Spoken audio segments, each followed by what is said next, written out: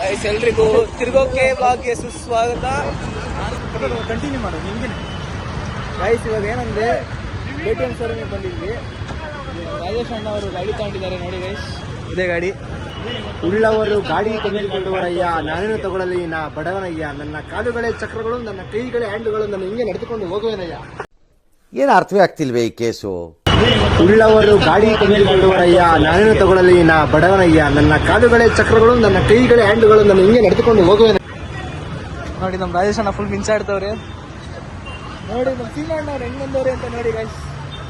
ನೋಡ್ರಿ ನಮ್ಮ ಸೀನ ಅಣ್ಣ ಅವ್ರು ಆಯಾಬೂಸದಲ್ಲಿ ಬಂದವ್ರೆ. ಇದು ನಮ್ಮ ರಾಜೇಶ್ ಅಣ್ಣ ಅವ್ರಪ್ಪ.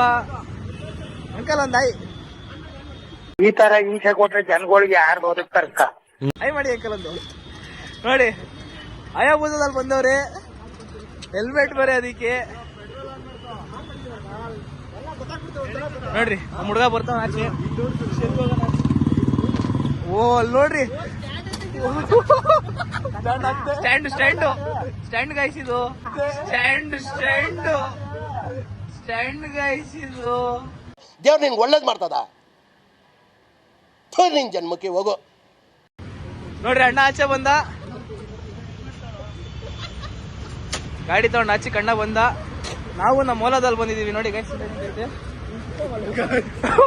ಕೈ ಜಕ್ಕಿ ತಗೊಂಡ್ರು, ಏನೋ ಕಂದಲೆ, ಏನೋ ಏನೋ ಏನೋ ಕೈ ಜಕ್ಕಿ ತಗೊಂಡ್ರು. ಗಾಡಿ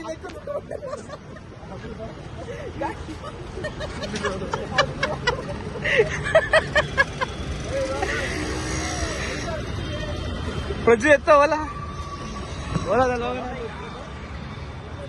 ಹೋಗ್ತಾ ಇದೀವಿ ಹೊಸ ಗಾಡಿಗೆ ಫುಲ್ ಟ್ಯಾಂಕ್ ಮಾಡ್ಸೋಣ ಅಂತ. ಇವರೆಲ್ಲ ಇಲ್ಲೇ ಇದ್ದೀವಿ. ಅಲ್ಲಿ ನೋಡ್ರಿ ನಮ್ ಸೀನಾ ಬಾಸ್ ಅವ್ರೆಲ್ಲ ನುಗ್ಸ್ತವ್ರೆ. ಸೀನಾಣ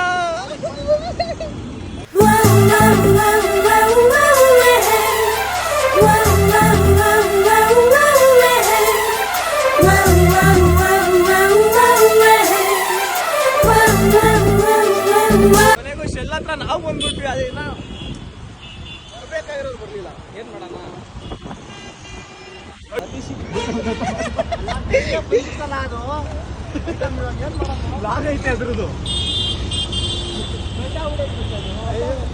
ರಾಜೇಶ್ ಅವ್ರು ಏನೋ ಬರ್ಲಿಲ್ಲ, ಅವ್ರಿಗೆ ವೇಟಿಂಗು.